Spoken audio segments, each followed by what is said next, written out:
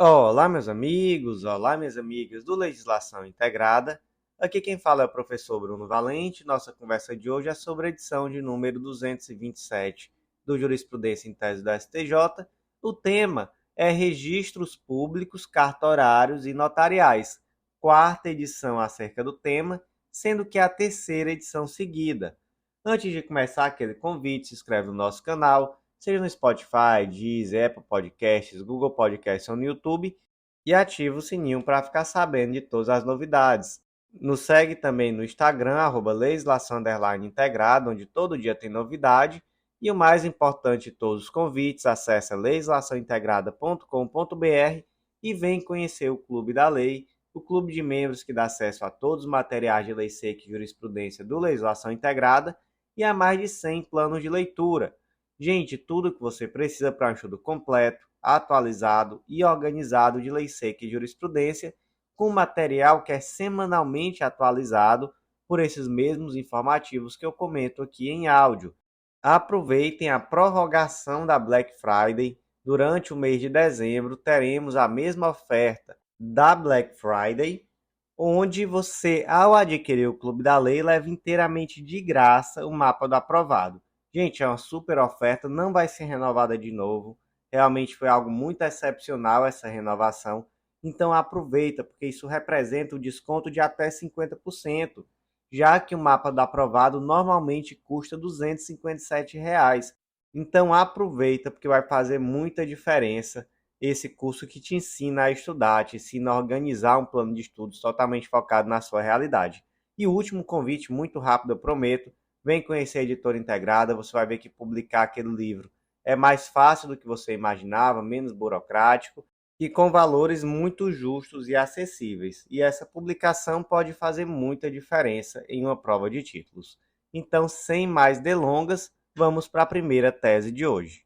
Tese 1.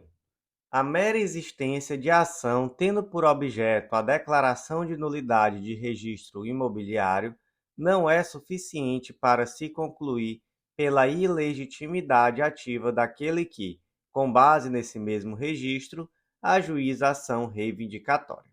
Gente, essa tese também é uma tese repetitiva, é o tema 39 do STJ, e tratamos aqui da tal da ação reivindicatória. A ação reivindicatória tem como fundamento o artigo 1228 do Código Civil, que determina que o proprietário tem a faculdade de usar, gozar e dispor da coisa e o direito de reavê-la do poder de quem quer que injustamente a possua ou detenha. Então temos aqui uma modalidade de ação petitória. Vocês lembram a diferença das ações petitórias para as ações possessórias? Ambas são ações que buscam reaver a posse, mas as ações possessórias buscam reaver ou manter a posse com base na própria posse. Então é um indivíduo que ele tem a posse, ele, por exemplo, está tendo a sua posse turbada, e então ele propõe uma ação de manutenção de posse para que ele assim se mantenha. Ou então a sua posse foi retirada, de fato foi perdida, então ele propõe uma ação de reintegração de posse.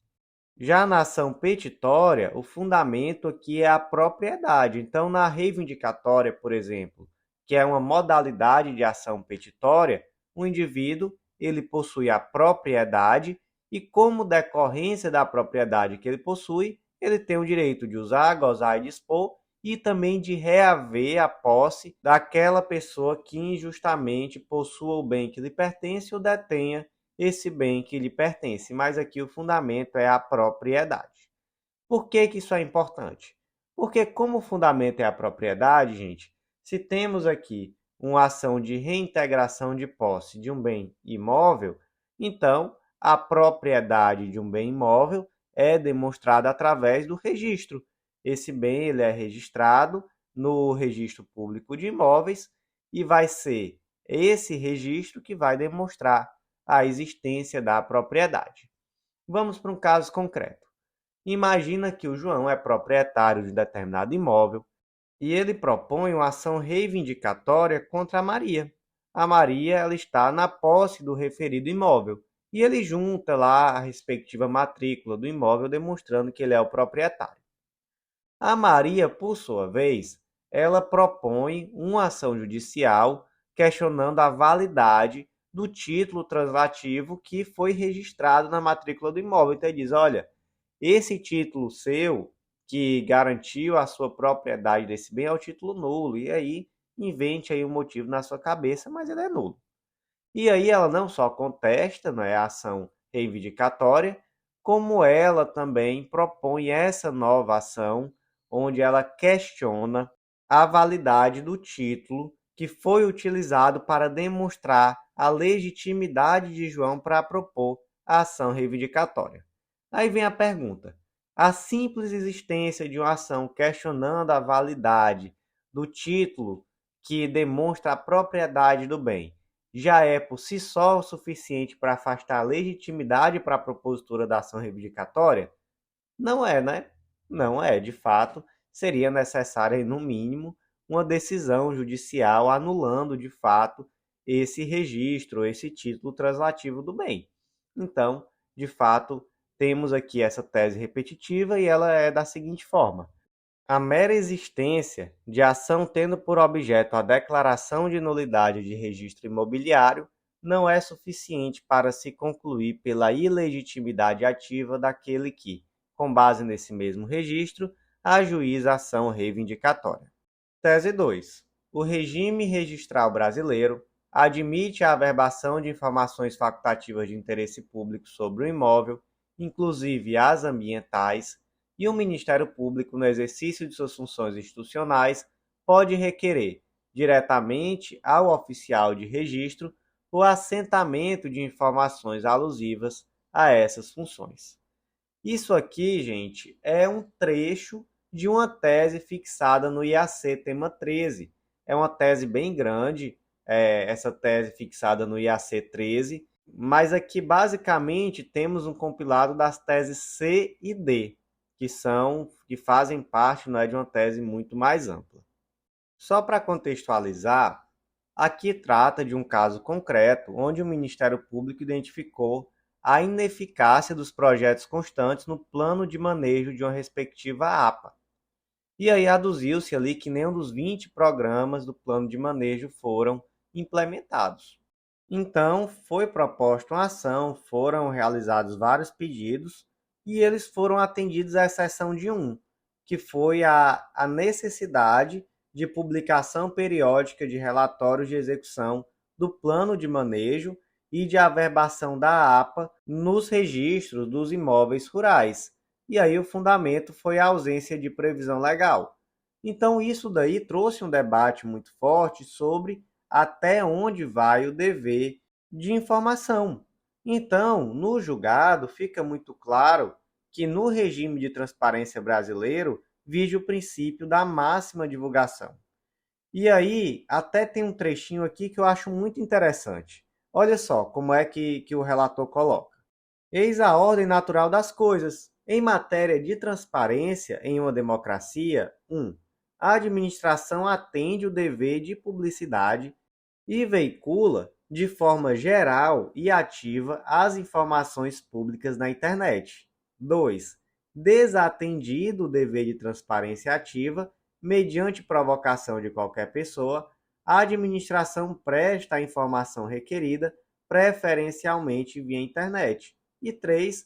Descumprido o dever de transparência passiva, aciona-se, em último caso, a justiça. Ou seja, a regra é que a administração tem que dar publicidade ampla e geral às informações, preferencialmente via internet. Desatendido, vem o dever de transparência ativa, mediante requerimento. Desatendido de novo, aí vem a justiça.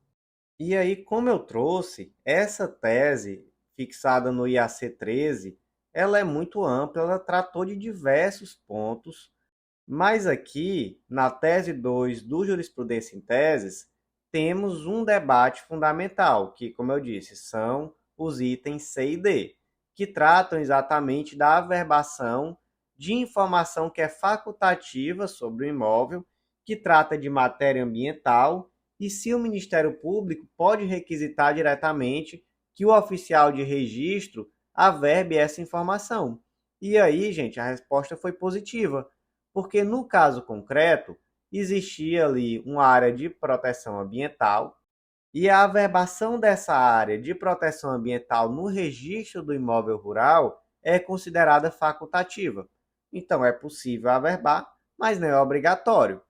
Entretanto, o Ministério Público entendeu que essa averbação, no caso concreto, era muito importante por uma questão de proteção ambiental. Isso traria uma maior publicidade e que, enfim, é facultativo, mas não é proibido. Então seria possível. Então o Ministério Público diretamente requisitou que o oficial de registro fizesse essa anotação na matrícula dos imóveis rurais daquela região. E aí veio o debate: o Ministério Público pode fazer isso? E, gente, entendeu-se que sim.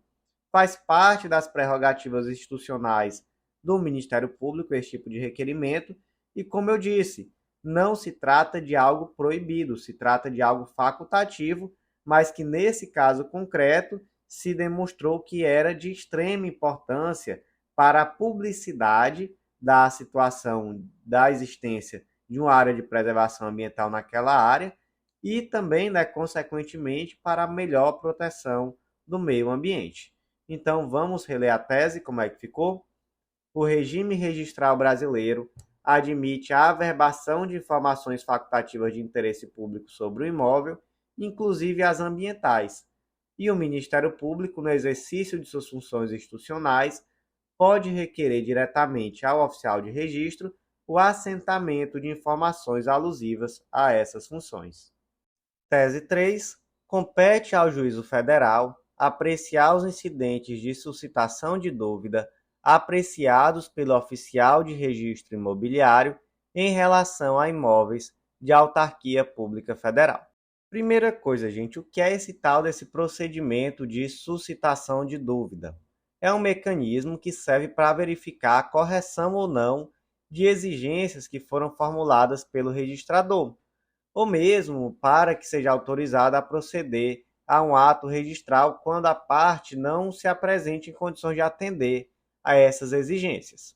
Esse procedimento, via de regra, é iniciado pela parte interessada através de um requerimento simples, onde ele solicita a suscitação dessa dúvida.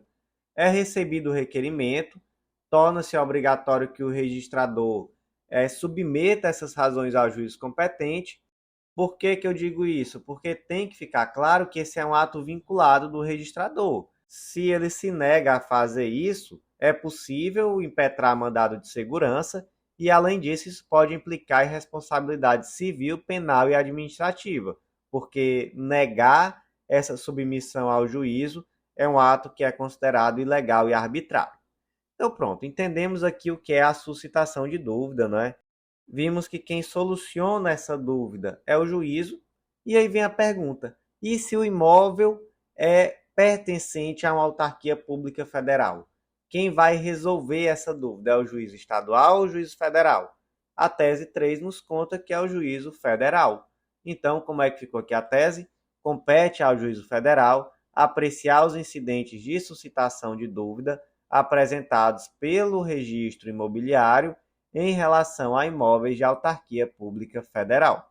Tese 4. A inexistência de registro de imóvel objeto de ação de uso capião não induz a presunção de que o bem seja público, terra devoluta, e, por isso, cabe ao Estado provar a titularidade do terreno como óbice ao reconhecimento da prescrição aquisitiva. Vamos lá, primeiro ponto, conceitos: o que é uso capião, o que é prescrição aquisitiva. O uso capião é o Instituto do Direito Civil, onde se adquire a propriedade de um determinado móvel ou imóvel em virtude da posse prolongada e incontestada. Trata-se, então, de uma modalidade de prescrição aquisitiva, porque passado aquele período, você adquire a propriedade. O que é uma terra devoluta? É uma terra que pertence ao poder público, mas que até então não tem nenhuma destinação. Pergunta: se é possível o capião de terra devoluta? Gente, não é possível. Por quê? Porque o artigo 102 do Código Civil diz que os bens públicos não estão sujeitos a uso capião. E como já vimos, terra devoluta é bem público. Primeiro ponto é esse. Aí o segundo ponto: imagina que o Joãozinho propôs uma ação de uso capião em relação a determinada área. Aí o Estado contesta essa uso capião dizendo, olha, eu não tenho nenhuma prova de que esse terreno aqui pertence ao Estado, mas como ele não tem nenhum tipo de registro imobiliário, então eu posso presumir que é do Estado, é uma terra devoluta. Então não cabe uso capião, isso foi o que o Estado falou. E aí, tá certo o Estado nessa? Gente, não tá, né?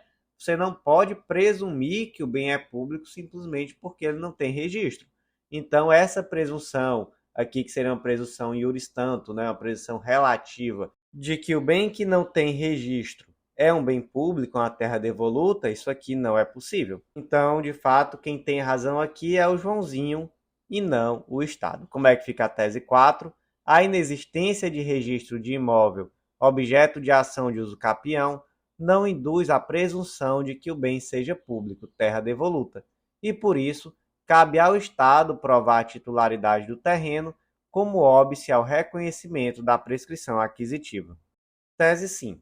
Na ação de retificação de registro público imobiliário, a apresentação de impugnação por interessado legítimo resulta em pretensão resistida, com a necessidade de remessa das partes à jurisdição contenciosa.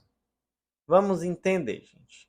Nós temos lá no artigo 213 da Lei 6015, Lei de Registros Públicos, um procedimento que é considerado um procedimento de jurisdição voluntária de registro ou averbação de alguma situação na matrícula do imóvel. Então, por exemplo, nós temos lá no inciso 2 a possibilidade de alteração da planta ou do memorial descritivo, alteração da área, alteração dos limites e etc. E aí, nesse caso, obviamente, é necessário que os confrontantes sejam intimados a se manifestar. Porque imagina, o Joãozinho tem um terreno, ele verificou que aquilo que está no cartório de registro de imóveis não corresponde com a realidade. Então, ele requer uma retificação desse registro. A partir do momento que ele faz isso, é possível que ele esteja interferindo no direito de outras pessoas. Não é possível? Por quê? Porque se ele vai alterar o limite, ele pode estar eventualmente pegando uma parte do terreno de um terceiro. Então, obviamente, esse terceiro tem que ser intimado a se manifestar. E aí imagina que esse indivíduo contesta, de alguma forma, ele impugna ali esse requerimento. Deixa de ser jurisdição voluntária, não deixa? Deixa de ser. Então, o que diz aqui o parágrafo 6º do artigo 213? Determina que, havendo impugnação, e se as partes não tiverem formalizado transição amigável para solucioná-la, o oficial remeterá o processo ao juiz competente, que decidirá de plano ou após a instrução sumária, salvo se a controvérsia versar sobre o direito de propriedade de alguma das partes, hipótese que remeterá o interessado às vias ordinárias. Então é esse o ponto. Trata-se aqui de uma situação onde há um debate sobre limites, não é, as medidas de um determinado imóvel. Então, de fato, não há como negar que uma situação como essa traz um debate acerca de direito de propriedade de alguma das partes, de ambas as partes, né, no caso. Então, qual é o procedimento em um caso como esse? É remeter, de fato, às vias ordinárias. Então, temos aqui um procedimento que passa a ter um caráter contencioso e que não pode ter, de forma alguma, decisão sumária, também uma decisão imediata. Deve sim ser remetida às vias ordinárias. Como é que fica a tese 5? Na ação de retificação de registro público imobiliário, a apresentação de impugnação por interessado legítimo resulta em pretensão resistida, com a necessidade de remessa das partes à jurisdição contenciosa. Tese 6. Em ação reivindicatória, deve prevalecer o primeiro título registrado em cartório, quando houver mais de um registro rígido para o mesmo bem imóvel. Então vamos lá.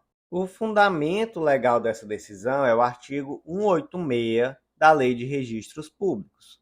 O número de ordem determinará a prioridade do título e esta a preferência dos direitos reais, ainda que apresentados pela mesma pessoa mais de um título simultaneamente.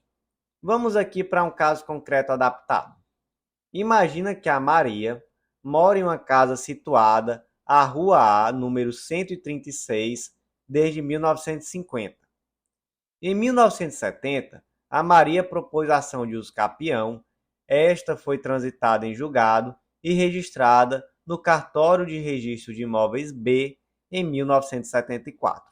Então, atenção aí aos marcos, tá? Ela mora desde 1950 na casa. Em 1970, propôs ação de uso capião. Essa ação transitou em julgado e foi registrada no Cartório B em 1974. A referida Casa A foi construída em 1880 por Abelardo, ano de que data o primeiro registro do imóvel. Em 1970, a Albaniza adquiriu esse imóvel através de uma escritura pública, mas só registrou em 1980, sendo que esse registro foi lá no cartório de imóveis A. Então existia uma duplicidade de registros. Existia uma matrícula muito antiga lá no imóvel A, foi realizada uma ação de usucapião desse imóvel por outra pessoa, e aí no momento em que esse usucapião foi registrado, que foi aberta uma nova matrícula por imóvel, não se atentou que já existia essa matrícula lá no cartório A e o cartório B fez a abertura de uma nova matrícula, então isso no ano de 1974. A Albaniza, então, propôs uma ação reivindicatória em face de Maria. Afirmou na ação que, apesar do seu registro datar de 1980, ele está inserido em uma cadeia de registros que remonta ao século XIX. Então, o primeiro registro foi lá em 1880, devendo, portanto, ser considerado pré-existente. A ação deve ser julgada procedente? E aí a resposta nesse caso foi não.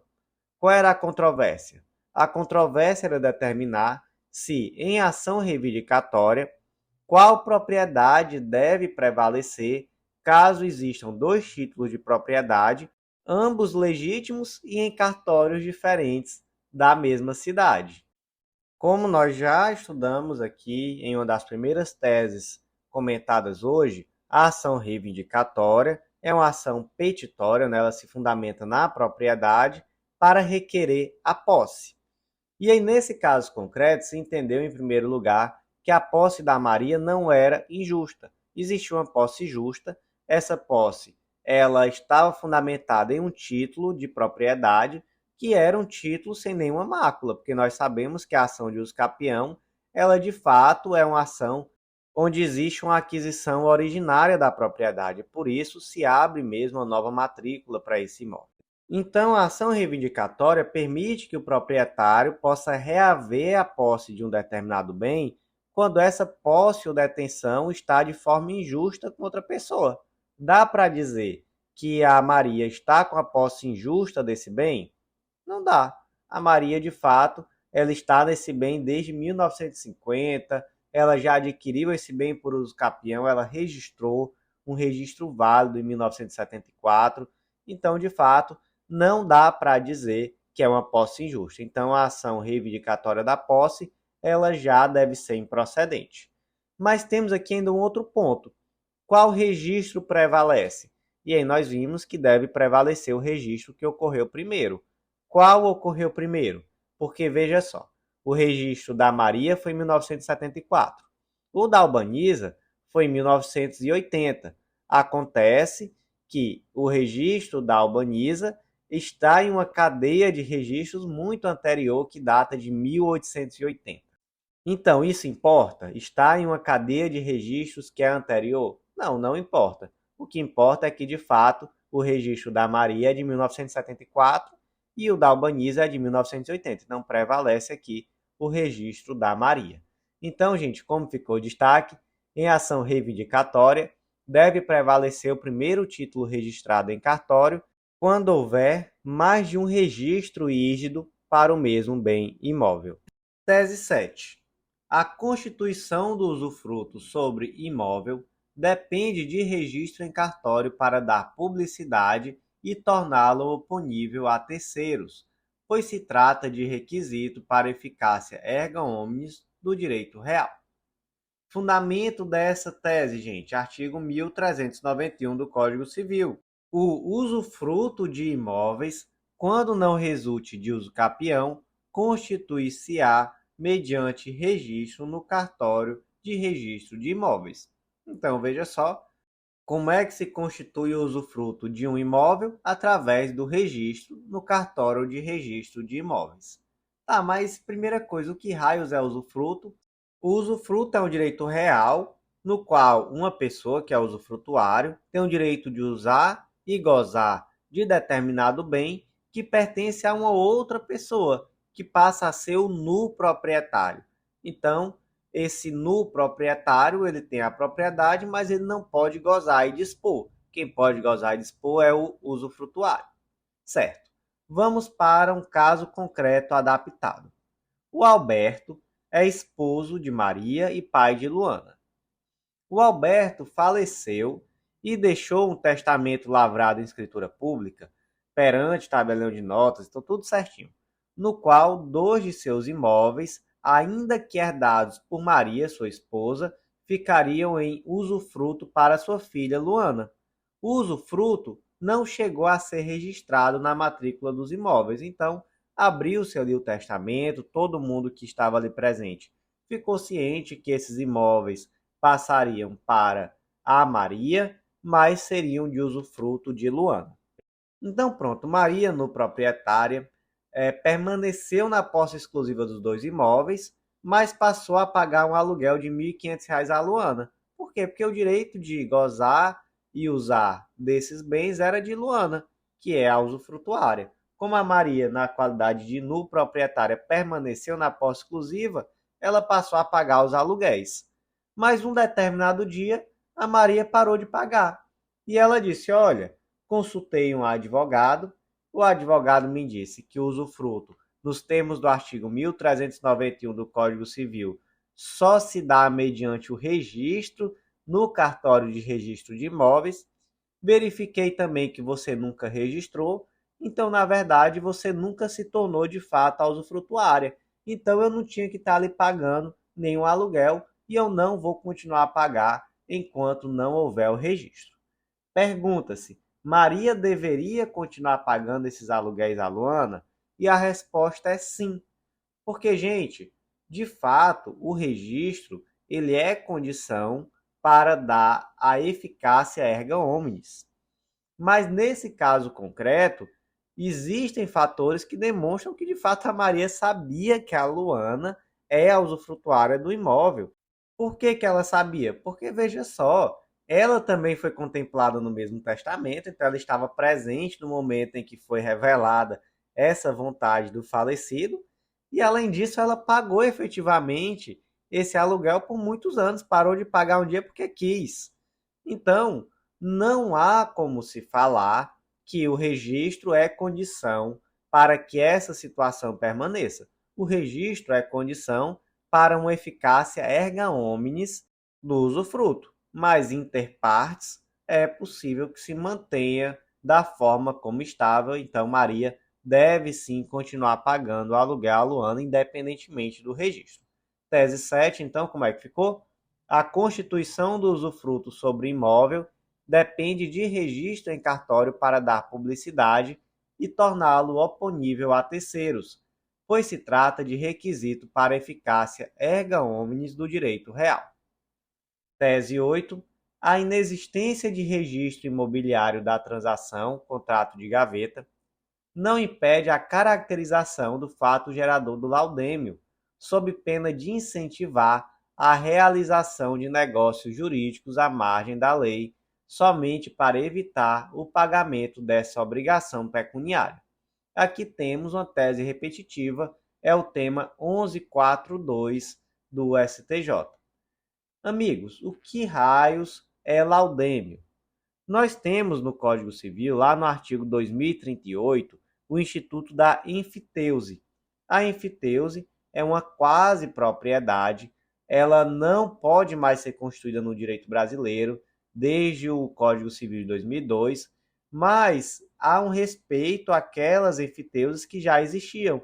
Então, veja só, fica proibida a constituição de enfiteuses e subenfiteuses, subordinando-se às existentes às disposições do Código Civil de 16 e leis posteriores. Parágrafo 1º. Nos aforamentos a que se refere este artigo, é defeso cobrar laudêmio ou prestação análoga nas transmissões de bem aforado sobre valor das construções ou plantações e constituir subenfiteuse.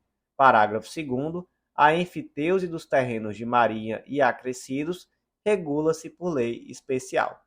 Então, como já vimos, enfiteuse é um direito real sobre imóveis, também pode ser conhecido por aforamento, e neste o proprietário, que é o senhorio direto, concede a outra pessoa, a enfiteuse, o que pode também ser chamado de foreiro, o direito de pleno uso e gozo do imóvel, mediante um pagamento. E esse pagamento, que pode ser periódico, é chamado de foro ou pensão, e há também o pagamento do laudêmio, que é um valor que é pago pelo enfiteuta ao senhorio quando há uma venda do imóvel. Então, normalmente é um percentual sobre esse valor da venda. Lá no Decreto-Lei 2387 de 87, está lá no artigo 3º, ao tratar aqui sobre os terrenos de marinha, a determinação de cobrança desse laudêmio, percentual de 5% do valor atualizado do domínio pleno do terreno, excluídas as benfeitorias. E aqui o fato gerador é a transferência onerosa desse imóvel. E sabemos que a transferência do imóvel se dá com registro do referido título de propriedade no cartório de registro de imóveis. Então, o fato gerador é o quê? É o registro. Pergunta-se, e se não houve registro? E aí, tem fato gerador? Gente, a resposta é sim. Por quê? Porque se não tivesse, haveria, na verdade, um estímulo a que as pessoas não registrassem a venda, simplesmente fizessem contratos de gaveta com o objetivo exatamente de se esquivar do pagamento desse laudêmio. Então, de fato, é isso que a tese nos fala. Como é que ficou a tese? A inexistência do registro imobiliário da transação, ou seja, um contrato de gaveta, não impede a caracterização do fato gerador do laudêmio, sob pena de incentivar a realização de negócios jurídicos à margem da lei, somente para evitar o pagamento dessa obrigação pecuniária. Tese 9. Ao devedor que possui vários imóveis utilizados como residência, a impenhorabilidade poderá incidir sobre o imóvel de maior valor, caso tenha sido instituído formalmente como bem de família no registro de imóveis, ou, se ausente instituição voluntária, a impenhorabilidade automaticamente atingirá o imóvel de menor valor. Amigos, aqui temos uma diferenciação entre o tal do bem de família legal e o bem de família convencional. O bem de família legal está previsto na Lei 8.009 de 90, que trata sobre o bem de família, e lá no artigo 5º determina que, para os efeitos de impenhorabilidade de que trata esta lei, considera-se residência um único imóvel utilizado pelo casal ou pela entidade familiar para moradia permanente. O parágrafo único, por sua vez, determina que, na hipótese de o casal ou entidade familiar ser possuidor de vários imóveis utilizados como residência, a impenhorabilidade recairá sobre o de menor valor, salvo se outro tiver sido registrado para esse fim no registro de imóveis na forma do artigo 70 do Código Civil. Então, veja só. A lei traz que aquele imóvel utilizado para a residência permanente do casal ou da entidade familiar é considerado bem de família e, portanto, é impenhorável. E se o casal residir em mais de um imóvel, aí, nesse caso, será o de menor valor que terá a garantia da impenhorabilidade. Entretanto, temos aqui uma ressalva, não temos? Qual é a ressalva? A ressalva é a do bem de família convencional. E o bem de família convencional, ele está previsto no Código Civil. O artigo 1711 determina que podem os cônjuges ou a entidade familiar, mediante escritura pública ou testamento, destinar parte de seu patrimônio para instituir bem de família, desde que não ultrapasse um terço do valor líquido existente ao tempo da instituição, mantidas as regras sobre a impenhorabilidade do imóvel residencial estabelecida em lei especial. Então vamos distinguir o bem de família legal do bem de família convencional. O bem de família legal está previsto na Lei 8.009 de 90. O convencional, nos artigos 1711 a 1722 do Código Civil.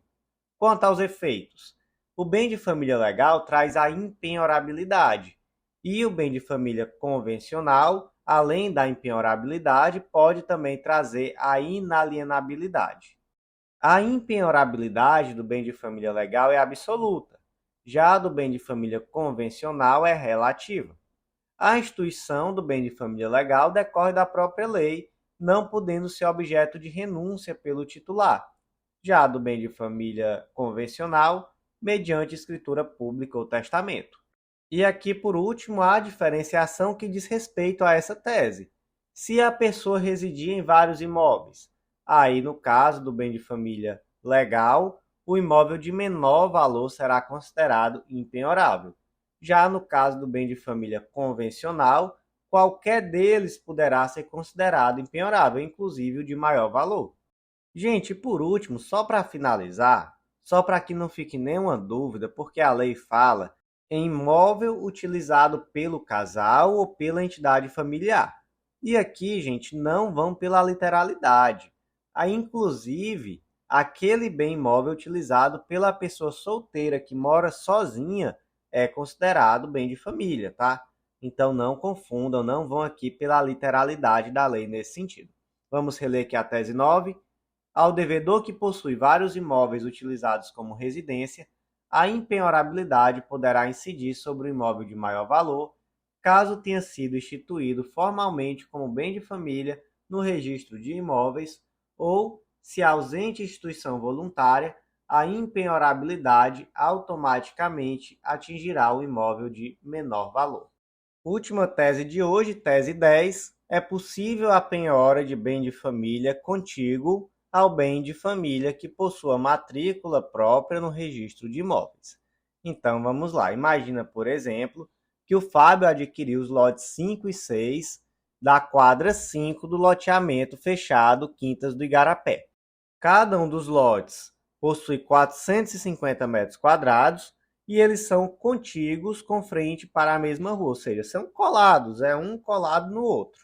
No lote 5, Fábio construiu uma duplex de 400 metros quadrados. No lote 6 não foi construído nada, mas é utilizado como jardim. E o Fábio passou a residir no imóvel com a sua família, não possuindo qualquer outro bem. O Fábio possui uma dívida no valor de R$ 400 mil com o Banco ABC. Promovida a ação de cobrança depois de execução, a instituição financeira não conseguiu penhorar nenhum bem de valor do Fábio. Por isso, requereu a penhora do lote 6. E o Fábio, por sua vez, alegou a impossibilidade porque disse que o lote 6 também é bem de família. Ele disse, olha, a minha casa está aqui no lote 5, o lote 6 é colado, onde fica o jardim, então faz parte da minha casa, apesar de ter uma matrícula própria, de ser um lote próprio, etc. Mas, de toda forma, tudo aqui é minha casa. Então, não é possível. E aí, gente, é possível ou não a penhora desse lote? Resposta é possível. Por quê? Porque o lote possui matrícula própria e porque a penhora desse lote não vai, de alguma forma, inviabilizar a utilização da casa. Como nós vimos, não há sequer construção, é somente o jardim da casa, é um lote autônomo, matrícula própria, então é sim possível. Para vocês terem ideia, até mesmo a vaga de garagem com matrícula própria pode ser penhorada, não constitui bem de família, tem súmula, súmula 449 do STJ. A vaga de garagem que possui matrícula própria no registro de imóveis não constitui bem de família para efeito de penhora. Então, quem dirá esse imóvel contíguo, ou seja, o contíguo é aquele imóvel que é colado um no outro. Então, gente, vamos reler a tese. É possível a penhora de imóvel contíguo ao bem de família que possua matrícula própria no registro de imóveis. Meus amigos, por hoje foi isso. Eu agradeço a você que ouviu até o final. Vou refazer aqui rapidamente aqueles convites antes que você pule para o próximo podcast. Acesse legislaçãointegrada.com.br e vem fazer parte do Clube da Lei. Gente, estamos com oferta super especial só até o fim do mês. Dessa vez não tem prorrogação, um desconto que chega a ser 50% do valor quando você adquire o Clube da Lei e leva gratuitamente o mapa do aprovado que custaria R$ 257. Então vem fazer parte, aproveita que eu estou aguardando vocês e que eu tenho certeza que vai fazer muita diferença nos estudos de cada um de vocês. Por último, aquele convite super especial, vem conhecer também a editora integrada.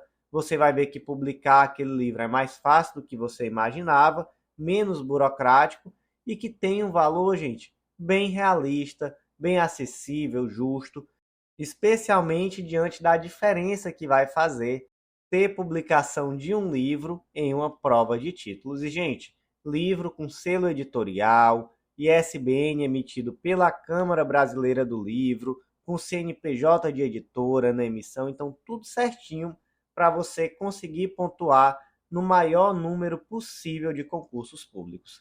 Meus amigos, por hoje foi isso. Agradeço a você que ouviu até o final. E, gente, só aqui um último detalhe, tá? Último jurisprudência em teses do ano de 2023. O ano tá acabando, gente. Por hoje foi isso. Eu agradeço vocês e até a próxima.